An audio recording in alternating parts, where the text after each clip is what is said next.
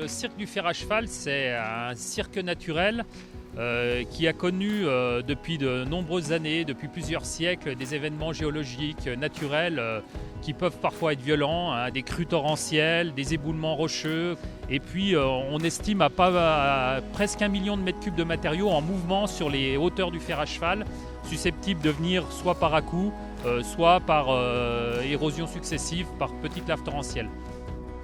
Alors l'événement majeur, effectivement, a eu lieu en 2003.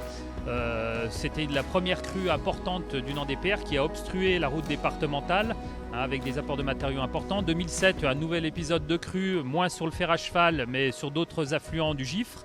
Et puis des crues moins importantes, mais successives durant plusieurs années.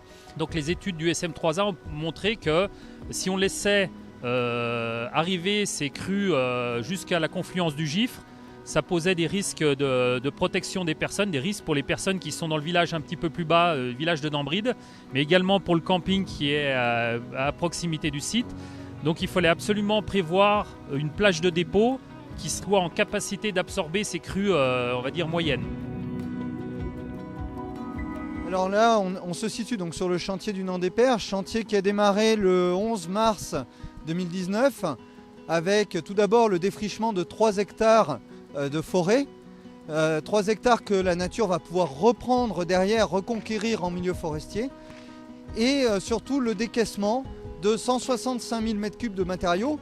Aujourd'hui, cette plage de dépôt, au lieu de trouver des digues nouvelles de chaque côté, on a plutôt décaissé le lit du Nant-des-Pères pour l'enfoncer dans son terrain naturel et terrasser les berges de façon très douce, très calme, pour avoir une harmonie complète dans le site du fer à cheval.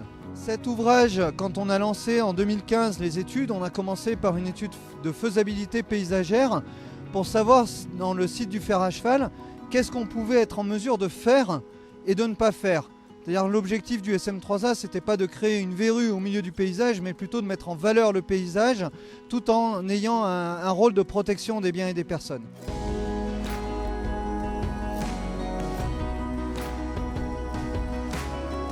Ce chantier représente un montant d'investissement de 700 000 €, un peu plus de 700 000 €, hein, mais pour donner les grandes masses. C'est un chantier qui est subventionné à 80%, on peut le souligner aussi, avec un financement important de l'Agence de l'eau et de l'État, mais également aussi une part du conseil départemental. Et puis la part restante de l'autofinancement est prise en charge dans le cadre de la GEMAPI. Et ben, en fait, c'est cette solidarité de bassin qui contribue au financement de ce type d'ouvrage, de chantier sur la tête de bassin versant du Gifre et donc la tête de bassin versant de l'Arve.